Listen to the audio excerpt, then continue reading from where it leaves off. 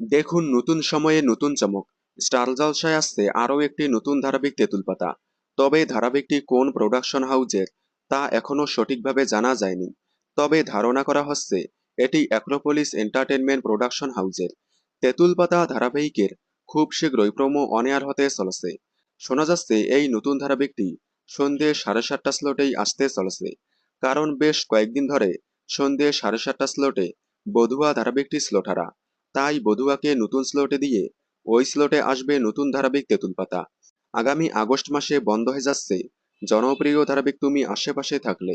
হয়তো ওই স্লট অর্থাৎ বিকেল 5:30 স্লটে বধুয়া ধারাবাহিকটি দিয়ে সন্ধ্যে 7:30 স্লটে দেওয়া হবে তেঁতুল পাতা ধারাবাহিকটি। প্রসঙ্গত তেঁতুল পাতা ধারাবাহিকে প্রধান চরিত্রে দেখা যাবে জনপ্রিয় অভিনেতা গৌরব চ্যাটার্জি এবং জনপ্রিয় অভিনেত্রী অনুরিমা হালদারকে। আপনারা তেঁতুল পাতা ধারাবাহিকটি দেখার জন্য কতটা এক্সাইটেড কমেন্টে জানাবেন। বিনোদন জগতের সকল আপডেট সবার আগে পেতে চ্যানেলটি সাবস্ক্রাইব করে পাশে থাকা বেল আইকনে ক্লিক করে রাখুন। ধন্যবাদ।